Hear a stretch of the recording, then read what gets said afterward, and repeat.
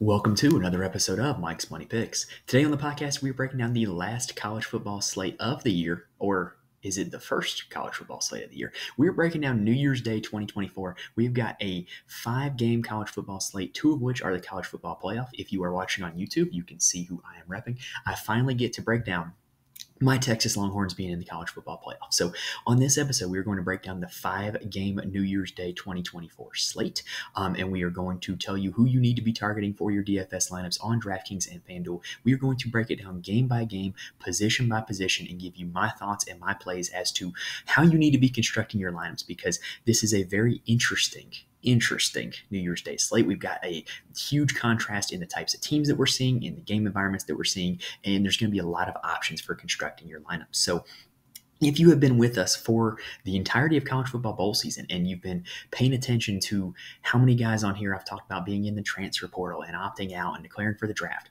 there's not as much of that today because ain't nobody opting out of a college football playoff game. So today is going to be more about the strategy component for, the DFS lineup building, as opposed to, actually analyzing who is actually playing in the bowl games, because they didn't opt out or enter the transfer portal. So that is going to be what today's episode looks like. If you have been with us for the entirety of college football season, well, thank you for joining us, and I look forward to having you back next season. But I strongly encourage you. We are not a one-sport podcast here at Mike's Money Picks. We cover college basketball, NFL, and golf season is starting up as well. So I strongly encourage you to subscribe to the YouTube channel, subscribe to the audio feed. That way you can check out those other sports as well. If you enjoy college football DFS, you will also probably very likely enjoy college basketball DFS. There is not as much sharp money in it, very similar to college football. There is not as much research and projections that go into it, much like college football. So it's a very winnable sport if you are able to put in the research and put in the time and find the right place. So I strongly encourage you to check that out if you've been with us for the entirety of college football season. Also, if you were interested in playing some fantasy golf, we had a big announcement last week with our One and Done Golf League. Please check out my Twitter feed at Mike's Money Picks, or the YouTube channel, or the audio feed for that episode if you want to join the One and Done Golf League. All right, so without further ado, we've got 5 games to break down, 2 of which are the 2023 college football playoffs. So let's go ahead and end the introduction there, and let's go ahead and kick things off with talking about game number 1, the Reliaquest Bowl. All right, so the first game of New Year's Day 2024 is the Reliaquest Bowl between Wisconsin and LSU. I do believe that this used to be the Outback Bowl, which I actually miss the Outback Bowl because every year they do the promotion where, if the team won, you got a free appetizer, and it was always the SEC that got the bloomin' onion, and the SEC team always won. And so I love a good bloomin' onion, and I love it even more when it's free. So I do miss that promotion. But anyway, we got ourselves a nice little football game here. LSU is a 10-point favorite over Wisconsin, and the total is 55.5. So the implied total is about 33-23 in favor of LSU. I never do the decimal points with the implied totals because you can't actually go out and score decimal points on a football field. So 33-23 in favor of LSU. This is projecting to be a fairly high-scoring game, and Wisconsin is a team that is fairly intact in terms of like all the portaling and opting out. They've got a lot of their guys. Tanner Mordecai is going to be their quarterback. He's a transfer from SMU, and he was just okay this season. At the start of the season, in the new look Wisconsin, Phil Longo offense, he kind of opened things up a little bit more, but was definitely throwing the ball more at the start of the season. And then Tanner Mordecai got hurt. They went back to more run-heavy ways, and they really kind of struggled in the second half of the season, but Mordecai brought it back at the end of the season. Mordecai hasn't scored more than 20 fantasy points in a game since week 4. But this matchup against LSU is by far the best matchup that he has had. The Big Ten features a lot of really good defenses and a lot of offenses that play at a really slow tempo and grind out clock. So there just hasn't been a whole lot of opportunity for Wisconsin to get caught up in shootouts. And I think that this is a chance against LSU that they could. We've targeted this LSU defense all season long in SEC play on main DraftKings slates. And so I actually think Tanner Mordecai is squarely in play, in my opinion. And I think the quarterback on this 5-game slate, I think there is genuinely 8 quarterbacks that are in play. And so I don't think the ownership on any one of the individual quarterbacks is going to be a whole lot. I think a lot of people are going to opt to pay up for 2 quarterbacks. And so paying down for one and playing Tanner Mordecai might be something that can make you a little different, and it's definitely a valid strategy on this slate.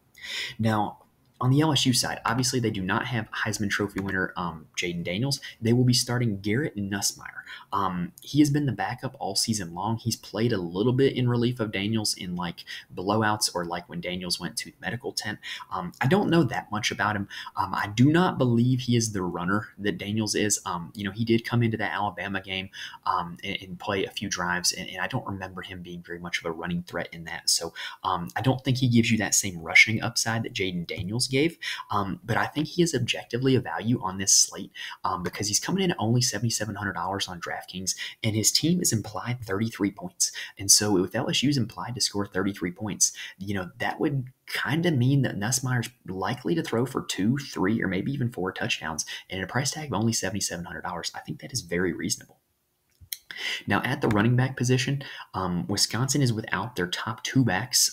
Chez Malusi got hurt in the middle of the season. Braylon Allen is declared for the NFL draft. And so they are left with Jackson Acker and Cade Yakimelli listed as co-starters. Now, Acker was the guy that was kind of operating as the starter at the end of the season.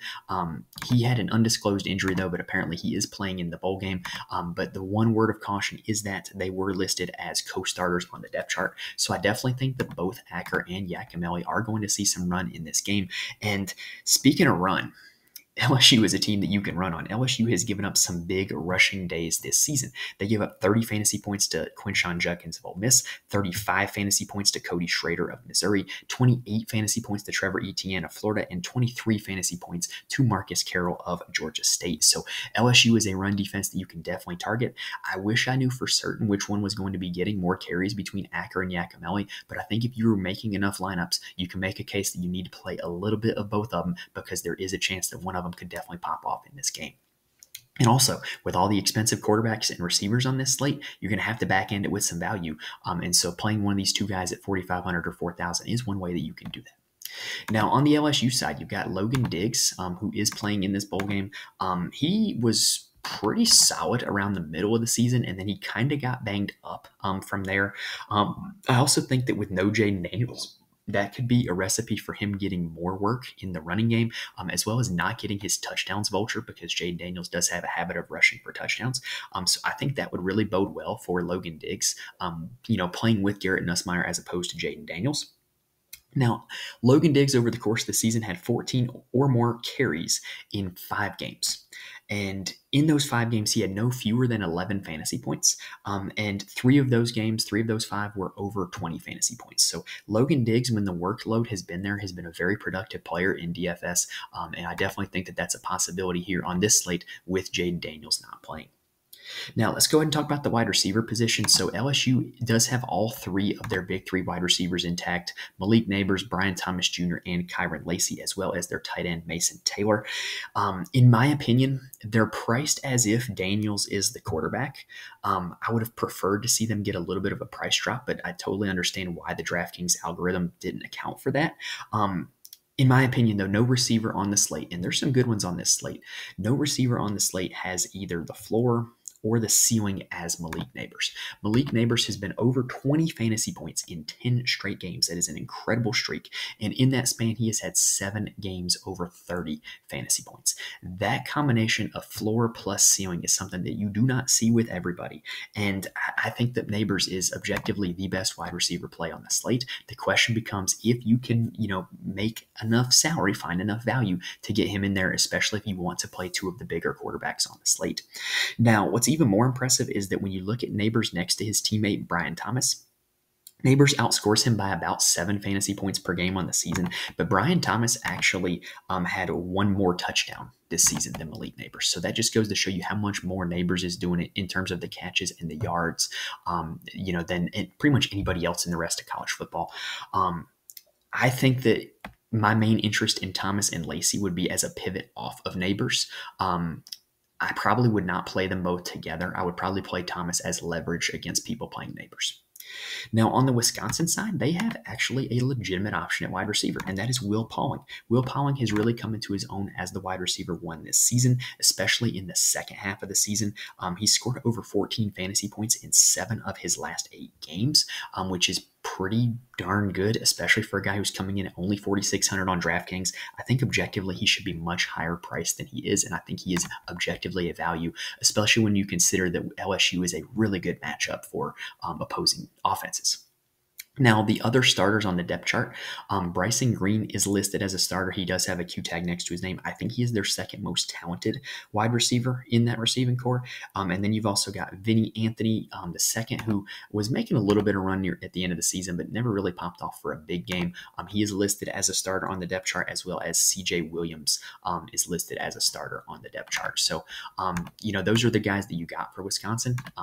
I wouldn't mind taking a dart throw at one of those guys, especially if you were playing Tanner Mordecai. I think if I'm playing Mordecai, I would probably stack it up with Mordecai, Pauling, and then maybe even a second Wisconsin wide receiver. That would really create a lot of value that would allow you to play a lot of the big guns for your other quarterback and your other wide receivers.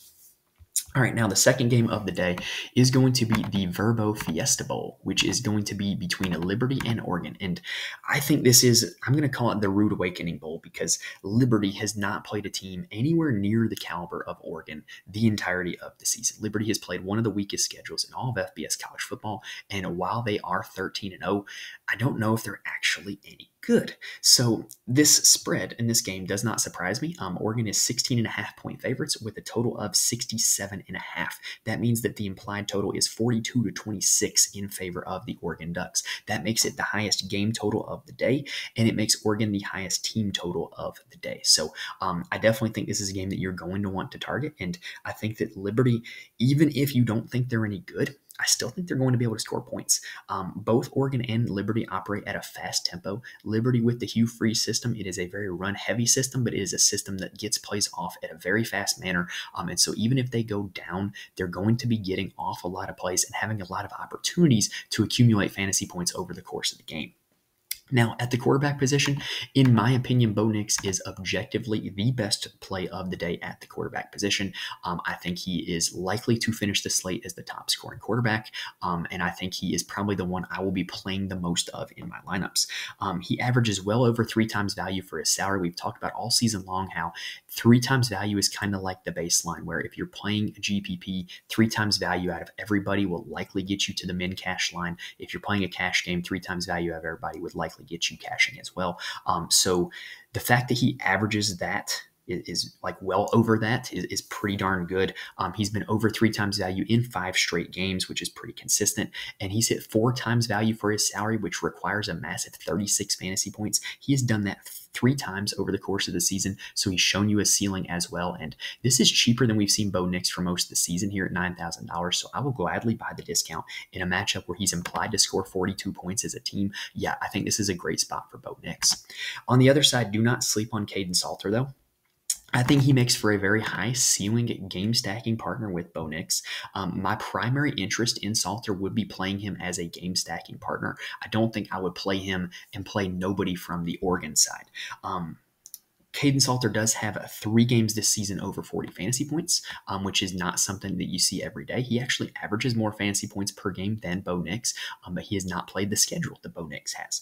When you look at how Salter does it as well, Salter actually scores a lot of his fantasy points with his legs. He averages 14 fantasy points per game rushing the football alone, which means that out of his 32.4, the other 18.4 are through the air. To me, how much he does rushing the football not only gives him a high ceiling, but it also gives him a high floor, because even if Liberty does not look well in this game, you got to feel like getting him involved in design runs and scrambling outside the pocket is a way that he can accumulate fantasy points. So I think Caden Salter is a really interesting play here on this slate. Now, at the running back position, Oregon's Bucky Irving has declared for the draft, but is apparently playing in this game. He has been kind of a disappointment lately, but I think that this is going to be a good matchup for him. Irving has he's been under 17 fantasy points in 3 straight games, but if you look at how the total was so low, he hasn't scored a rushing touchdown in those 3 games, which is unusual for a guy who has 12 rushing touchdowns on the season. Now, Liberty's defense, I don't think is ready for this Oregon rushing attack.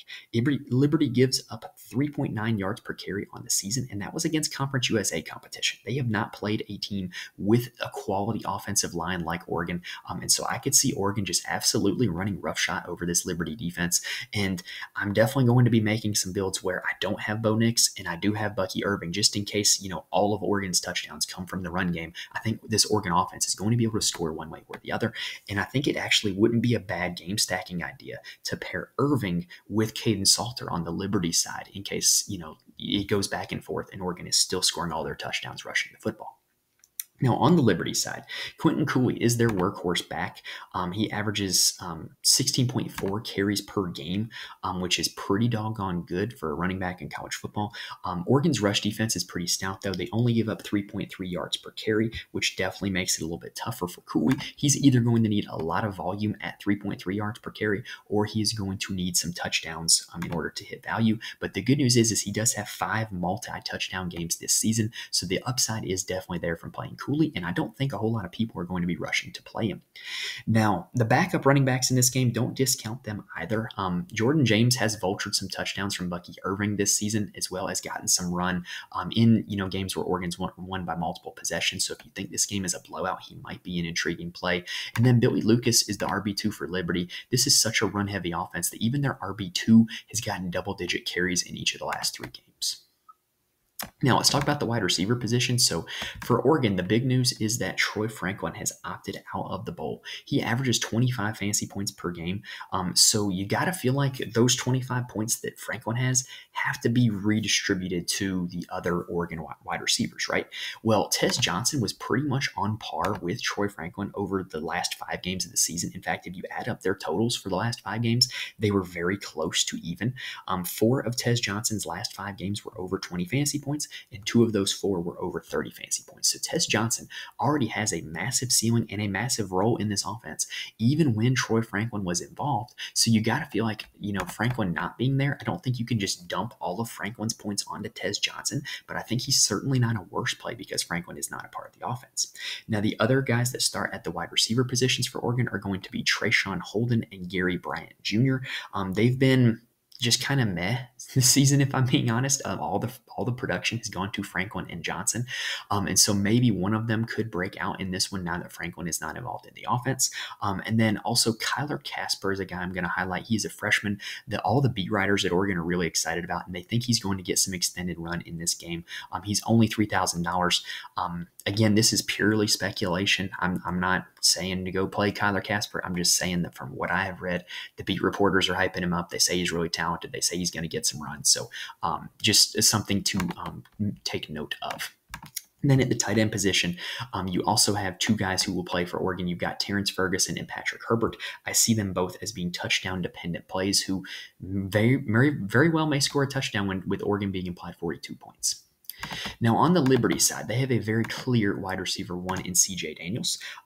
What's interesting with Daniels is that I think he can be played stacked with Salter or unstacked as a one-off play. And let's break it down why. So over the course of the season, CJ Daniels had 5 games over 20 fantasy points. That's enough right there. I think he's worthwhile as a one-off play. Now, when you look at value between Daniels and the quarterback Salter, there were 4 games where Caden Salter hit 4 times value without CJ Daniels hitting 3 times value. So that would make the argument that you can play Salter unstacked. There were 2 games where Daniels hit 3 times value and Caden Salter did not hit 3 times value. So there's a sample size of Salter hitting value and Daniels not, and Daniels hitting value and Salter not. They hit 3 times value together 5 times. So there's also a likelihood that they both work as stacking partners. So what I mean to say in all that is Daniels is a guy that can be played stacked or unstacked with Caden Salter. Caden Salter, because of his rushing upside, can be played stacked or unstacked with CJ Daniels. But either way, I think they are both very much in play in this game where their team is implied 26 points. Now, for the rest of the Liberty wide receivers, Noah Frith had the big Conference USA Championship game kind of out of nowhere. He's only $3,500 on DraftKings still. I think he might be worth a look also. And then you have Aaron Bedgood, who is kind of this hybrid running back wide receiver role who gets a lot of design touches. We've talked about him multiple times this season. I believe every time the Liberty's been on the slate, I've kind of mentioned him because of his role in this offense. And I definitely think he is worth a shot at only $3,700. And then you also have the tight end Bentley Hanshaw. He has 4 double-digit fantasy point games, $3,900 on DraftKings. Not my favorite play. I think there's other values out there. All right, now the third game of the day is the CheezIt Citrus Bowl between Iowa and Tennessee. And look, if there's any game in this 5-game slate that you're just going to cross off, let it be this one. This is by far the worst game environment of the slate. Anytime you have Iowa involved, it's generally hard to play anybody on either side because Iowa is so constipated offensively and so good defensively. And so it just makes it really hard to target guys in an Iowa game. And in this game, Tennessee is 6-point favorites. The total is 35.5. So the implied total is Tennessee 21-15. And like I said, I think you can just cross this game off entirely, but I'm still going to talk about it. Deacon Hill is Iowa's quarterback. He hasn't scored more than 12 fantasy points in a game all season long. Pass. Nico Iamaleava nailed it. He is Tennessee's starting quarterback for this game with Joe Milton in the draft. He's a super talented freshman who is, got a lot of hype in Knoxville. I don't really know if he's actually going to be any good. What I do know is it's a tough matchup against Iowa. His team's only implied 21 points. This Iowa defense has only surrendered 22 points, more than 22 points to one opponent, and that was Penn State. Drew Aller had 24 fantasy points in that game, and that was with 4 touchdowns. You just don't move the ball against Iowa throwing it. Your only hope would be that he has multiple touchdowns, and so for that reason, pass. Now, at the running back position, Iowa's LaShawn Williams and Caleb Johnson split carries. They're both good players. They're both not bad, but they split carries. Pass. Tennessee's Dylan Sampson is going to be their workhorse back in this game. Jalen Wright and Jabari Small are both opting out of this game.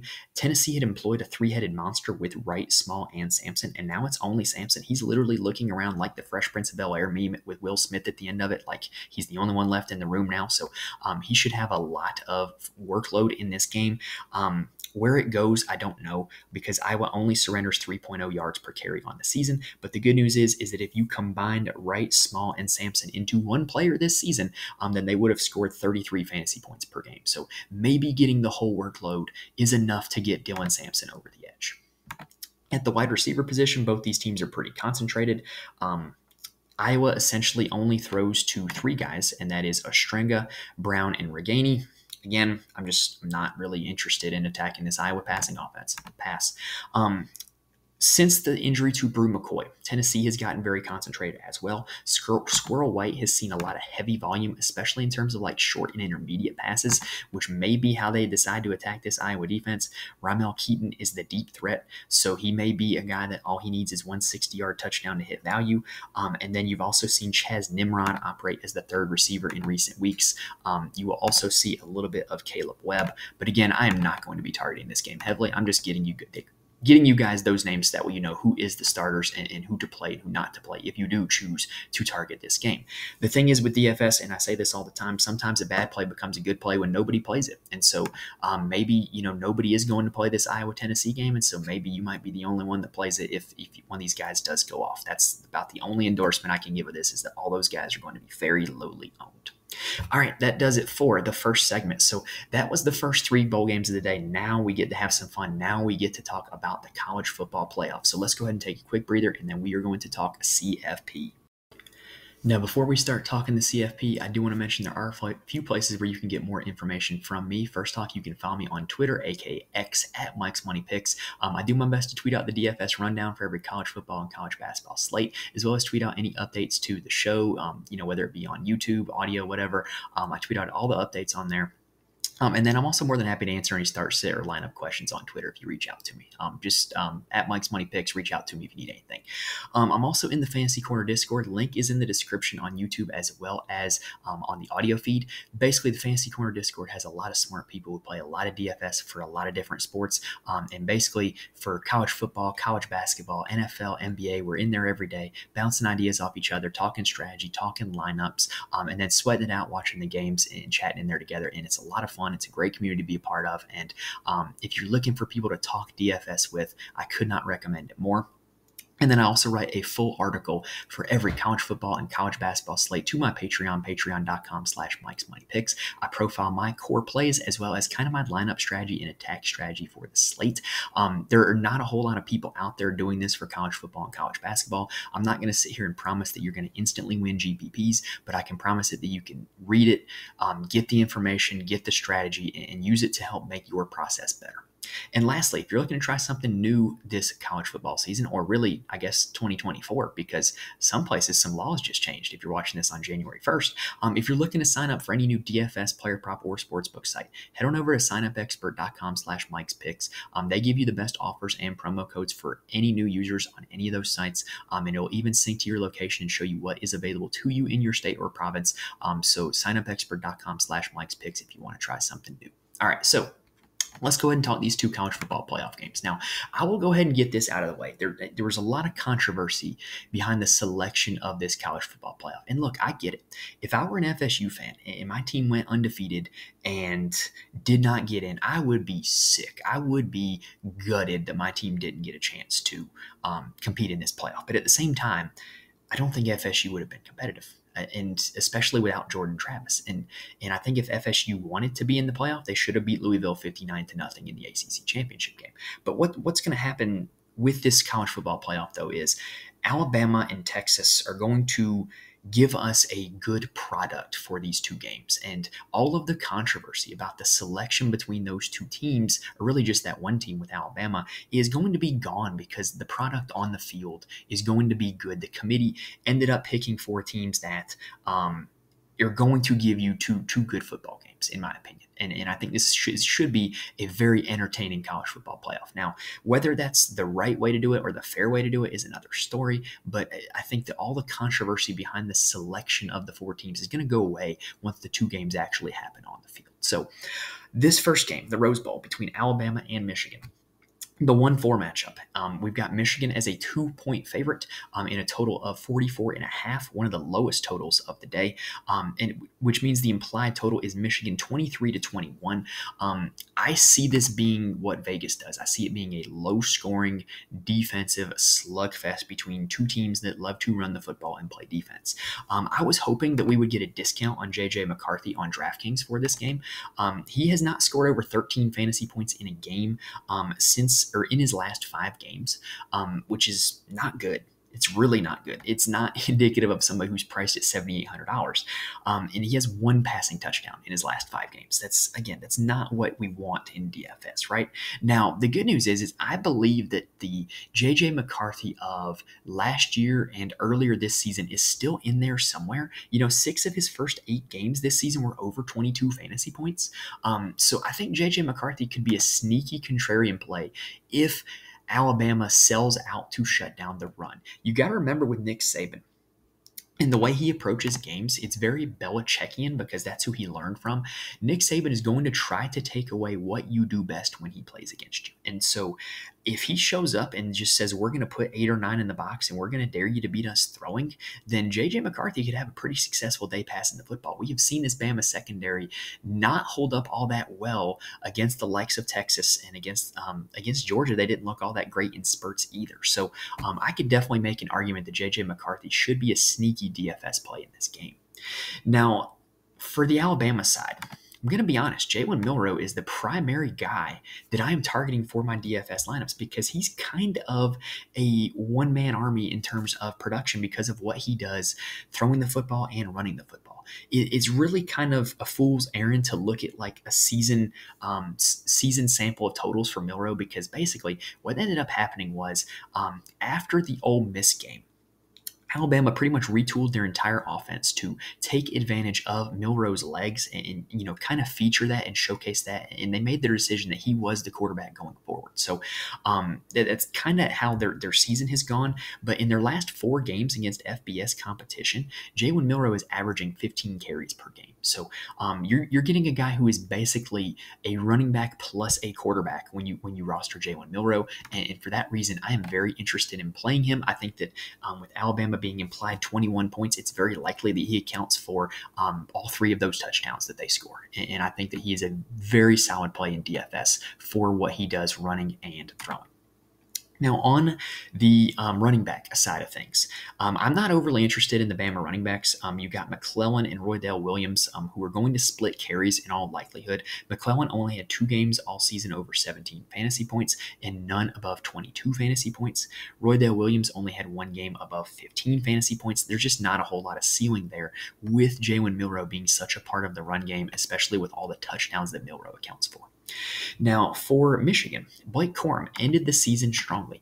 All it needed for Blake Corum to start looking good as a DFS option was for Michigan to start playing better competition and them having to be pushed in these games a little bit, because once that happened, Blake Corum has scored 20 fantasy points or more in 5 straight games, and he has scored 2 touchdowns or more in 5 straight games. So Blake Corum is a really solid play, in my opinion.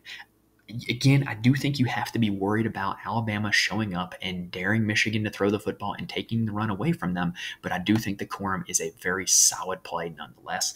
Alabama is not as bad of a matchup as you would think rushing the football. They surrender 3.7 yards per carry on the season, which ranks 29th in the nation, and we kind of saw Ole Miss had some success running the football against Bama. Texas had a lot of success running the football against Bama. And I don't think they're just like invulnerable, impenetrable defense. And so I do think Corum is a legitimate option for DFS lineups as well. Now, at the wide receiver position, the Michigan passing game runs between 3 guys. And the good news is if you want to play J.J. McCarthy, you only have to worry about stacking him with one of these 3 guys, and that is Roman Wilson, Cornelius Johnson, and then the tight end Colston Loveland. Roman Wilson is the only guy all season who has really had the ability to hit value in a game without J.J. McCarthy hitting value. He had 26.3 fantasy points against Purdue, where McCarthy did not throw for a touchdown. He also had 21.8 against Nebraska when Roman Wilson had a 2-touchdown game. So Roman Wilson has the ability to hit value as a one-off play. And if you remember the College Football Playoff last year, he had a huge game against TCU. So maybe he is a big-time playoff performer on the bright lights and the big stage. And Roman Wilson definitely has my interest on this Monday slate. Now, the other guy that don't forget about him is Cornelius Johnson, who, coming into last season really profiled as Michigan's best wide receiver. And he started off the season pretty good. The middle of the season was not that great. And then had 9 catches for 64 yards against Iowa, which is really solid. So don't forget about Cornelius Johnson. He's only 4,200, and I think he could definitely make for a very solid value play. Now, on the Alabama side, I almost called them Iowa. That was almost a Freudian slip. I think you can play Jalen Milroe unstacked with a wide receiver because of how much he does rushing the football. But if you do play him stacked, their passing offense runs through 2 guys, and that is Jermaine Burton and Isaiah Bond. So Burton has been the more productive fantasy wide receiver over the course of the season. He has had more ceiling games over the course of the season. But if you look at why, it's because he is dependent on the deep ball. There are 7 games this year where Jermaine Burton has a catch of 40 yards or more. And in all 7 of them, 6 of those 7, he was able to score more than 13 fantasy points. In all the other games, he didn't account for more than 11 fantasy points. So if you're rostering Jermaine Burton, you're dependent on him catching a deep ball or multiple deep balls to pay off value. What we've seen over the course of the end of the season for Alabama is they have really gone to Isaiah Bond as their more dependable target. 5 catches for 75 yards and a touchdown against Auburn, 5 for 79 against Georgia. On key 3rd and 4th downs against Georgia, Jalen Milroe was looking for Isaiah Bond. And so I think he is the guy that I would prefer to play over Jermaine Burton, because I think Jermaine Burton can definitely be a little more boom bust. Bond is a little more of a sure thing. Now, let's go ahead and talk about the last game of the night. Finally, my Texas Longhorns. So, the Sugar Bowl being played between Texas and Washington. Texas is 4-point favorites, and the total is 63.5. So the implied total is about 34-30 in favor of Texas. And I got to be honest, I see this game as being strength against weakness on both sides of the football. I think this game is going to be a track meet. I think this game is going to feature a lot of points that are scored because when you look at it, Texas's weakness is their secondary. Washington's strength is their wide receivers and their quarterback. That matches up perfectly. Texas's strength offensively is being able to run the football, to generate play action. And Washington gives up some big plays, and they're not really great at stopping the run. So I think that, both offenses are going to be able to have a lot of success here in this game. Now, from a DFS perspective, this is the lowest price we have seen on Michael Penix Jr. all season long, and it's because of what he's done lately. He's had 3 straight games of less than 23 fantasy points, which is not ideal. He has not thrown for more than 2 touchdowns in a game since week 9 against Stanford. That dates back 5 games. So definitely not, a good run of recent form for Michael Penix Jr. But like I said, I think this game turns into a track meet, and I think if you're looking to stack this game or you're looking to take advantage of this Texas secondary, I think that Michael Penix Jr. is definitely a way that you can do that. Quinn Ewers on the other side has 3 games this season over 30 fantasy points. One thing we heard about Quinn Ewers after last season was that he didn't really have that high of a ceiling, and he's kind of shown this year that he does. Those 3 games over 30 fantasy points, he had 300 yards in all 3 of them and threw for multiple touchdowns in all of them. The Oklahoma State game was kind of like his magnum opus. He just looked really good. Personally, as a Texas fan, I love how Steve Sarkisian calls a game for Quinn Ewers to use what is his skill set, and that is his ability to make decisions and release the ball and get the ball to the spot very quickly.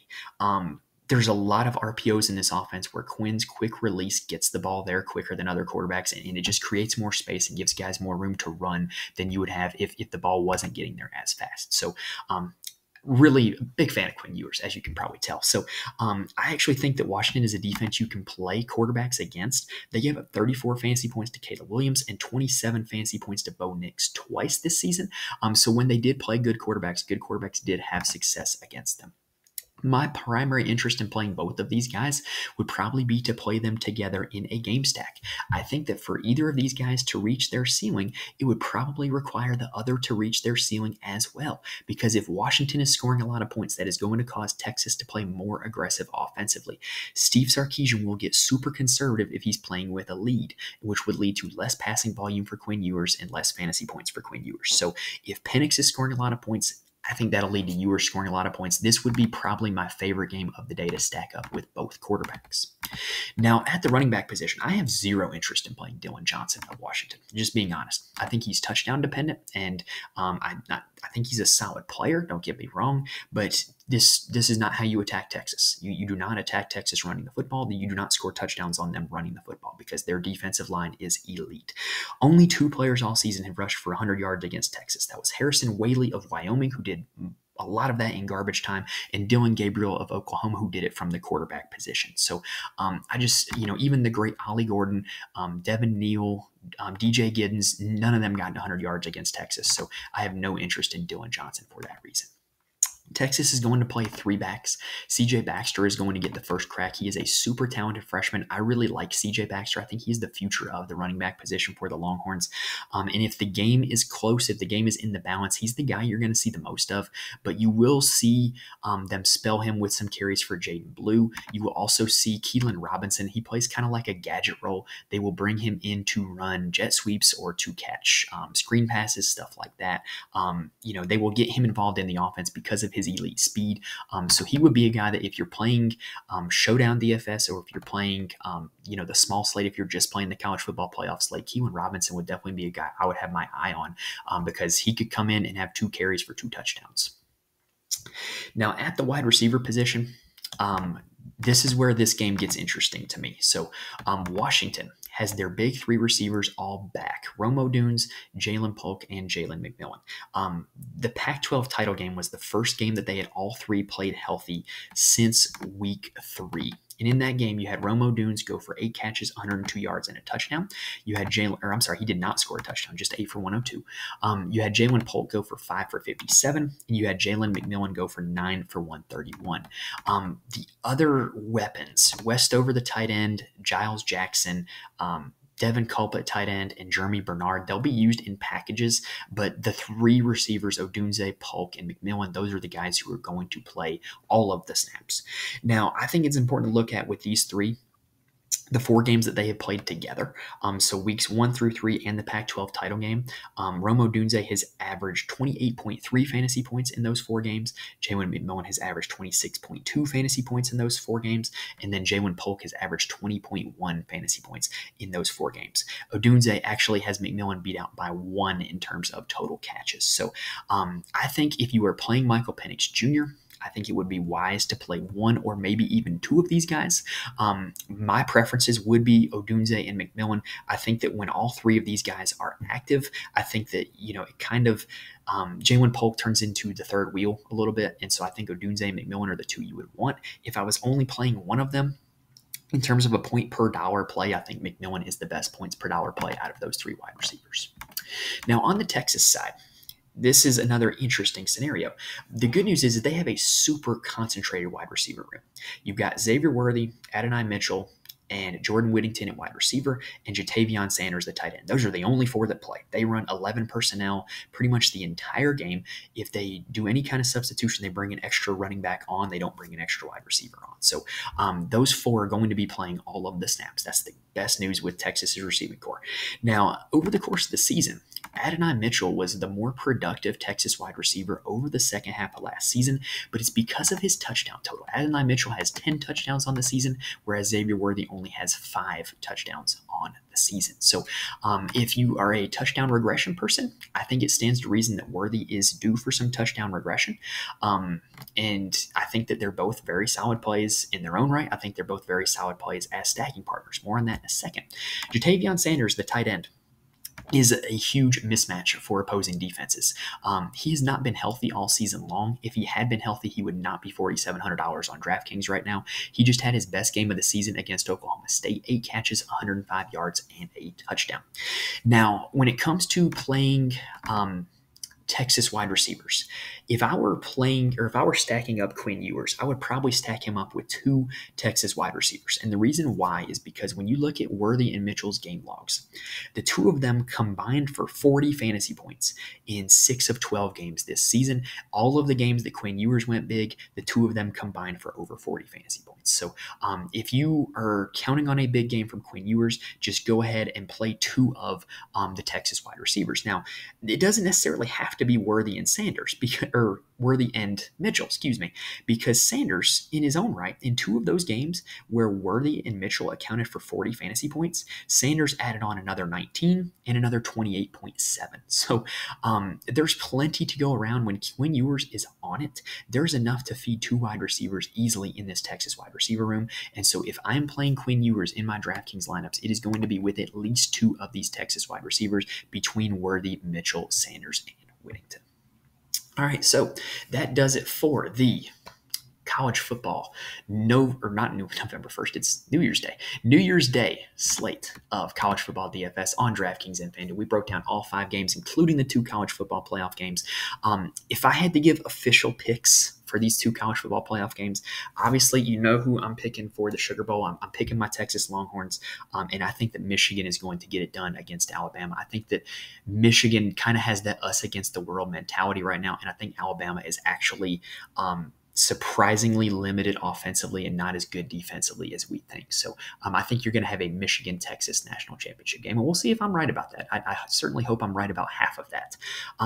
The irony of it is that at the start of the season, we did the preview show with my dad on here, and we were making picks for our college football playoffs, and I said outright that I did not want Texas to be in the college football playoff because I was worried that they would show up and they would get trounced by Georgia or Alabama because they are not on the same level as Georgia or Alabama. Well, that went out the window week 2 when they showed up and beat Alabama and looked like the stronger, more physical, more confident football team. And so I'm ecstatic that my team is in the playoff, and I think that my team has a genuine chance to win the national championship. And I cannot wait to watch it. And I'm hoping that while that is going on, I'm hoping that I'm able to make some money playing DFS as well. So, if you guys like what you saw here in this video, go ahead and hit the like button on YouTube, rate and review to the audio feed as well. It really does help me out a lot. It does not fall on deaf ears, and I really do appreciate it. You guys are the best community out there, and it really does help when you guys hit the like button and rate and review the podcast. So, lastly, if you do want more from me, you can follow me on Twitter at Mike's Money Picks. Join the Fantasy Corner Discord. I'll be talking in there pretty much all Monday morning as I'm lineup building. And then I have the full articles on the Patreon, patreon.com/Mike's Money Picks if you want to check those out. All right, that does it for this slate. We will be back once more for college football season because we are going to do a Showdown DFS episode for the national championship game. So we will be back for that. So, this isn't the end of college football season here on Mike's Money Picks, but it's certainly darn close to it. So if you've been with us throughout the rest or all of college football season, hopefully I've been able to give you guys some good information, help you guys win some money on DraftKings and FanDuel. Come back for college basketball because college basketball DFS, very similar game to college football DFS. I cannot stress that enough. And I hope that you guys will join us on there as well. All right. So let's go ahead and end it there. That does it for this episode. Can't wait to watch these college football playoff games, y'all. I want to wish everybody a happy new year 2024, whether you are watching this in 2023 or 2024. Happy new year 2024. Best of luck to you guys in all your DFS endeavors. Enjoy your new year. Enjoy these college football playoff games. Thank you guys for watching and listening, and I will see you guys next time.